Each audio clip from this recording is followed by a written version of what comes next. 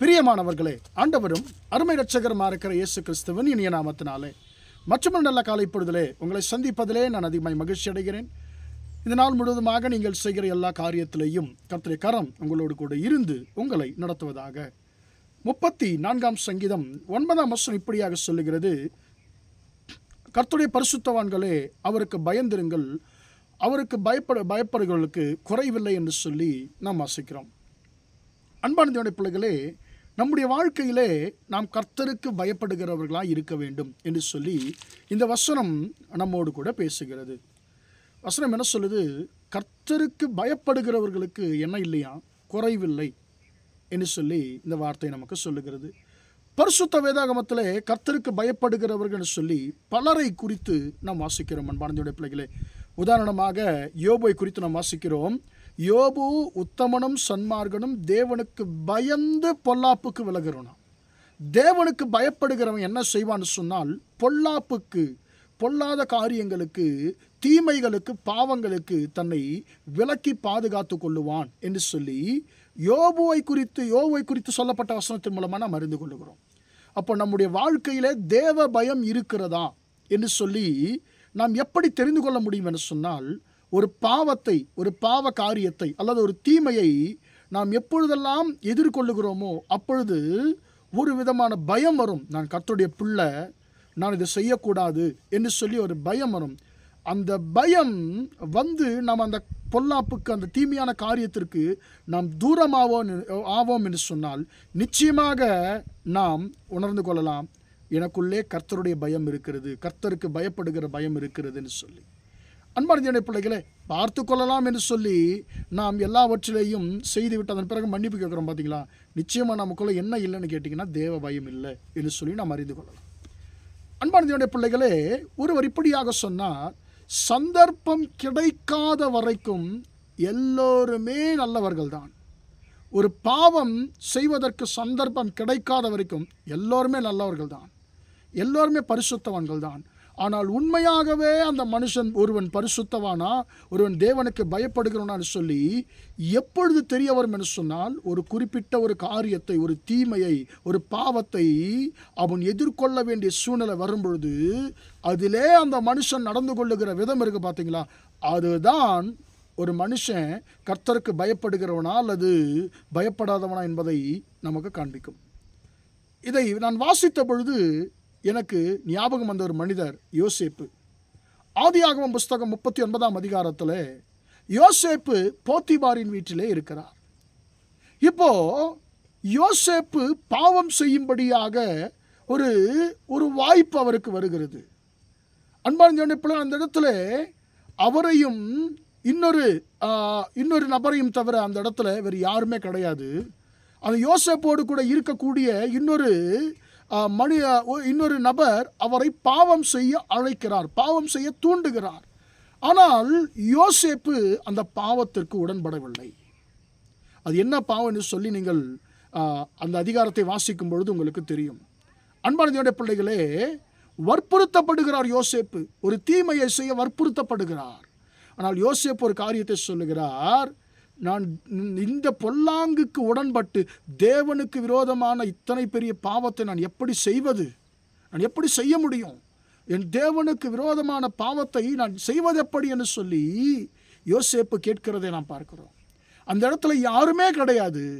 ஆனால் யோசேப்புக்குள்ளே ஒரு உணர்வு இருந்தது, எனக்குள்ளே கர்த்தர் இருக்கிறார், என்னை கர்த்தர் பரலோகத்திலிருந்து பார்த்து கொண்டிருக்கிறார், அவருக்கு அருவருப்பான காரியங்கள் எதையும் நான் செய்ய மாட்டேன், நான் கர்த்தருக்கு பயப்படுவேன் என்பதை யோசேப்பு அந்த இடத்தில் நிரூபித்தார்.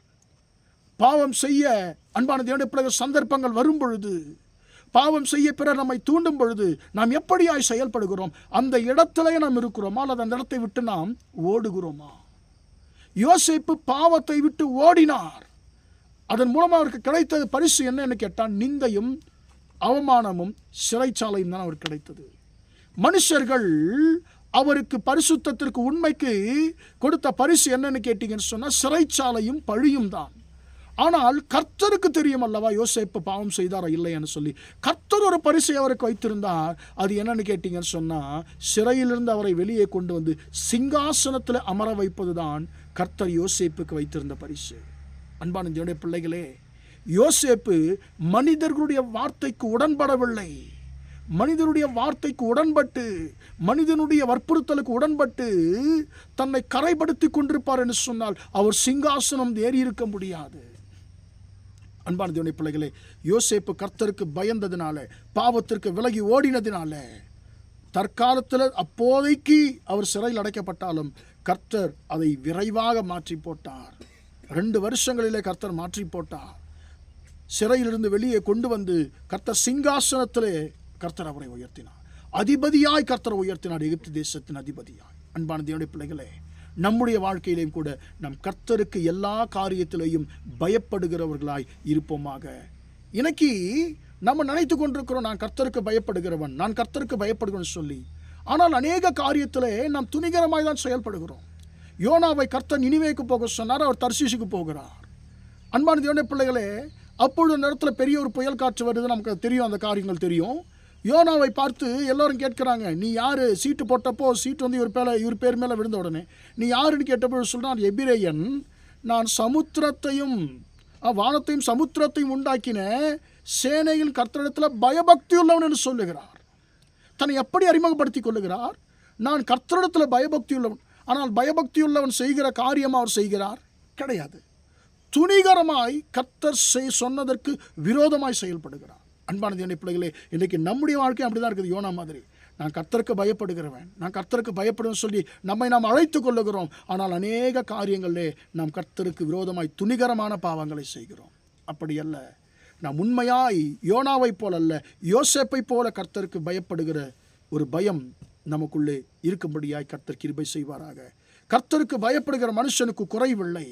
யோசேப்பு கர்த்தருக்கு பயந்து பாவத்திற்கு விலகினால கர்த்தர் எகிப்தின் அதிபதியாய் யோசேப்பை உயர்த்தினார். சிறுமைப்பட்ட தேசத்தில் கர்த்தர் அவரை உயர்த்தினார். எனவே நாமும் எல்லா காரியத்திலையும் கர்த்தர் என்னை பார்த்து கொண்டிருக்கிறார், எந்த மனுஷனை பார்த்தாலும் பார்க்காவிட்டாலும் கர்த்தர் என்னை பார்த்து கொண்டிருக்கின்ற உணர்வோடு நாம் கர்த்தருக்கு எல்லாவற்றிலையும் பயந்து பொல்லாப்புக்கு விலகுவோமாக.